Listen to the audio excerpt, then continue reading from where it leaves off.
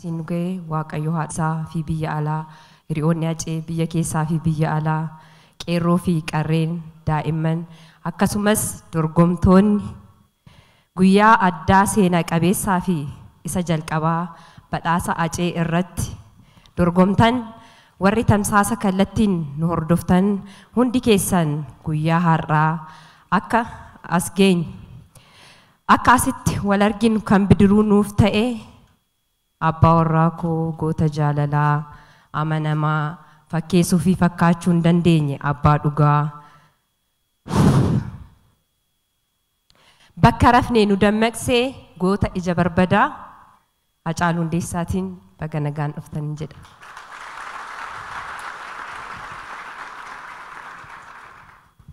Acee jirra bullee barii arguuf garaa nu bal'isee yaa nu'i yaa waa irraanfachuu jette. Dhugaadha garaa bal'annaan waa hedduu argina garuu hin irraanfannu. Haa ga'u nagaan koo jaalallee koo ijoollummaa abbaa ijoollee koo amanamaa bara dargaggummaa. Abbaa warraa koo hanga dhumaa guyyaa qaamaan walirraa fagaannee kaasee yaaddoo fi jaalala keen ala nagaa jirra ati akkam nuuf jirta. Acee koo erga qaamaan gargar baanee waggaa 2 guunne. Yoon kana jedhu waan nama taaneef guyyaa lakkaa'uun keenya inafu maleeanii fi ati yoomuu gargar hin baanu yaadaa fi qalbiin waan hundi keenya wal keessa jira. Acee koo ati yeroo hunda kabaja kooti karaa kooti karaa fi garaatu gargar nama baasa jedhu mitiire anaafis garuu karaanis garaanis namnis gargar nun baasu. Karaan irra deemu mara waliin deemna. Acee koo akkamiin akkan si ibsu hin beeku waanuma nan si ibsuun dhabe ati anaaf nama addaati anatu ragaa siif baha. Warri yartuu gantuu asumee fi as dhiyoo maqaa kee xureessuu yaalan illee hin milkoofneef. Keessa namaa hin beektuu keessa qabatteen namaa qiccii jettee atu. Ati dhaannaa onnee kooti gaafa dhaannaan onnee koo dhaabbate gammachuun koo guddaadha. Maaliif yoo jette biyya qaroo ijaa beekaa ofii dhiiga qulqulluu fi dhugaa namaa xuuxxurraan boqadhee si bira dhufa. Ammasitti imaanaa ati natti dhiistee deemtee galmaan nan gahaa akkuma ati jettee ijoollee keessa nan guddisa kuni eeyyama waaqaa fi waadaa kiyya. Acee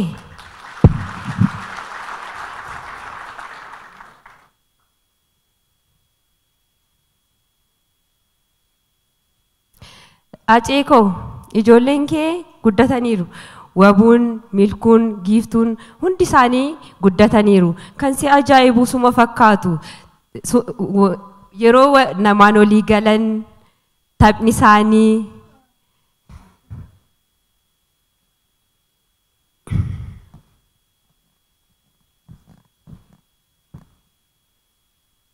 waan hundumaan sumatti ba'an maalan sitti maatu hin beekta.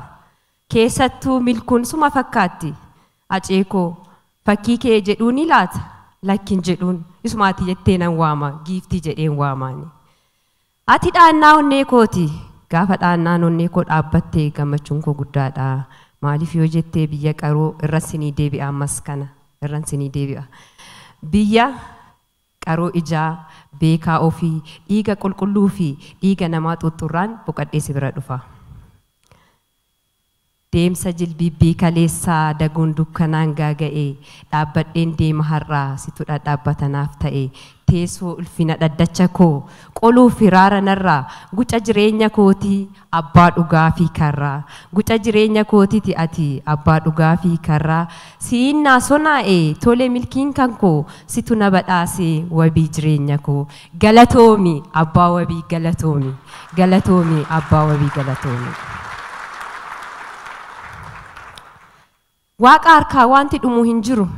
Acee koo ani asuma irratti dhaabeeni gara kee yeroon deebi'u guyyaa tokko waan naan jette yaadatta. Anaan na ajjeesu biyyittiin garuu nagaan argattu jette. Lamaan shii walirra naqeen du'a malee kophaa koon du'u naan jechaa turte. Isaanuu kana beekuu yoon fuuldura kee dhufanii qoricha siif laatanii gootaa fi kutataa akka kee akkamiin dura dhaabbatu uleen sodaattu kudhanii.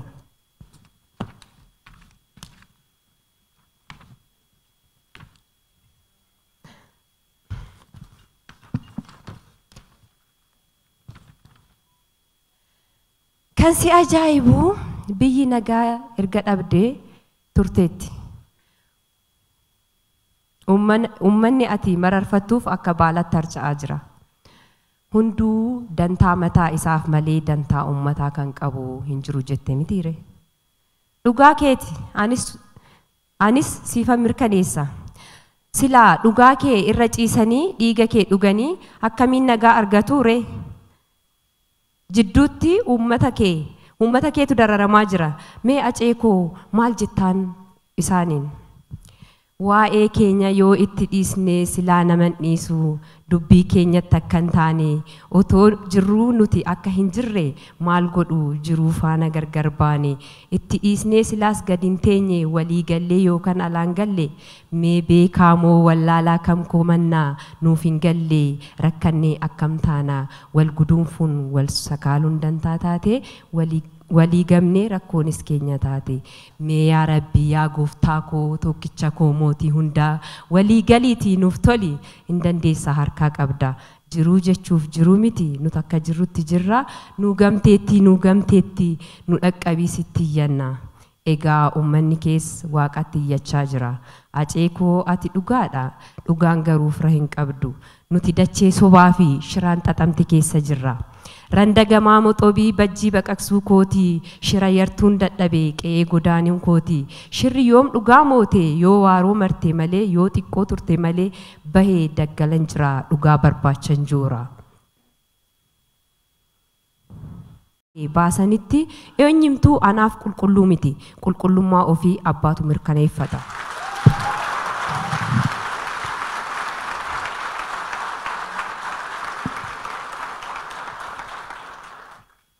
Aceekoo dhugaan kee waaqaa gaditti warreen diraamaa nurratti hojjetan dhugaa kee dhoksan micayyoo si bira turtee fi namoota si ajjeesuuf ajajaman bira jira.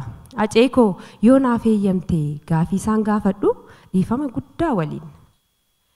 Lakki kiyyuu dhiisi. Dhiigni koo inni dhangala'e dhiigni qeerroo fi qarree lola'e imimmaan uummata kootii akkasitti roobe akka summii ta'ee lafeen keenya akka lilmoo ta'ee irriiba isaan dhorkaa jira. Halkan abjuudhaan guyyaa akkuman jirutti boqonnaa isaanan dhorkaa jira.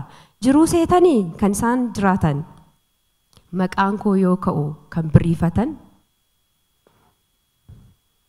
gaaddidduu isaaniitiin kan rifatan gaaddidduu isaaniitiin kan rifatan onnee isaanii keessaa dhugaan koo kan dhidhiitachaa jirtu hundi isaanii of beeku. Nyaanni ittiin goru dhugaatiinis akkasumatti ayyaanni irraa fagaateera dhugaan kiyya oolee hin buluu ofumaan dubbatu isin callisaa.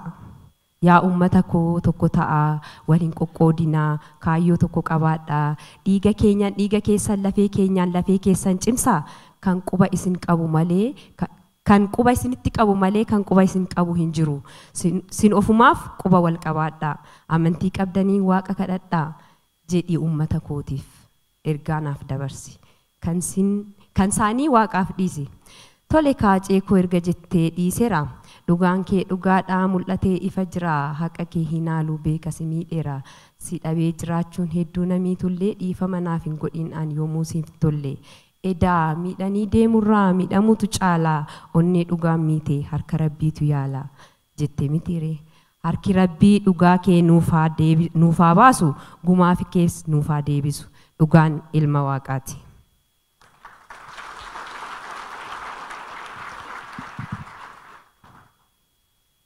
Aceekoo ati anaaf ijoollee sadii uummata keef ijoollee sadii umrii dargaggummaa keetiin nuuf kennitee seenaa bara baraa galmeessitee deemtetta ati goota caalu.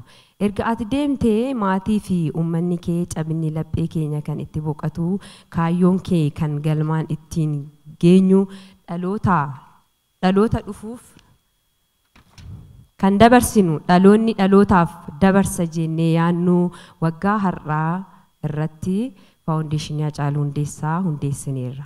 Faawundeeshiniin Hacaaluu Hundeessaa kaayyoo fi karoora baay'ee qaba. Karoora waggaa tokko keessatti mucaan kee calqabaa dhalateera. Maqaan isaas Badhaasaa Hacaaluu Hundeessaa jedhama.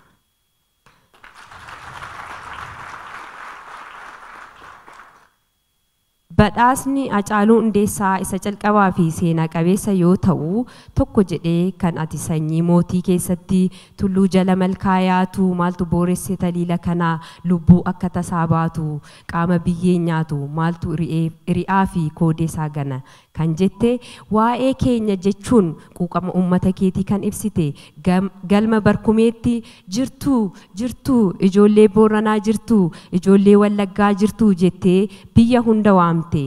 Alaa eegaa hin abjootiin abjuun taane kaafadhu farda keetiif 4 kiiloof si tu'aane jettee kan uummata keetti onnee horte Adawaa Oromoof kan deebiste daandii dheeraatu na hafee kan fuuldura koo jiru booddeetti garagaree bookee fi tafkiin lakkaa'u lubbuu biliqa baatuuf maafan gola naanna'a saba koof falmee du'een Taaddasaa Birruu ta'a biyya koof falmee du'een Oliiqaa Dingilkoo ta'a jettee gootota hedduu waamtee atis akkuma isaanii nurraa godaante. Sagalee kee kiirrolee ka'umsa godhachuun har'a mucaa kee jalqabaa sirba afaan Oromootiin badhaasa qopheessinee guyyaa har'aa geenyeerra. Guyyaan har'aa guyyaa addaa yoo ta'u dorgomtoonni har'a injifatan imaanaa guddaa Haceen isin irraa qabu yeroo hunda akka yaadattan adaraan isiniin jedha.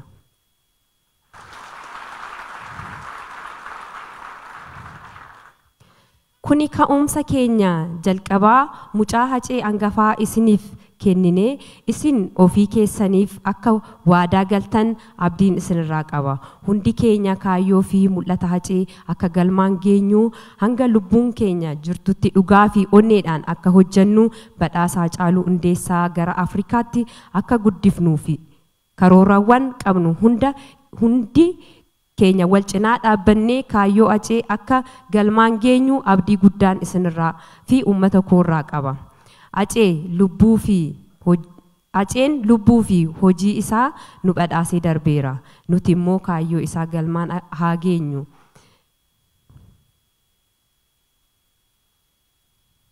Warreen Haceedhaaf sirbitan barreessitan waan hundaan hojii adda addaa hojjettan maqaa Haceetiin galatoomaan isiniin jedha.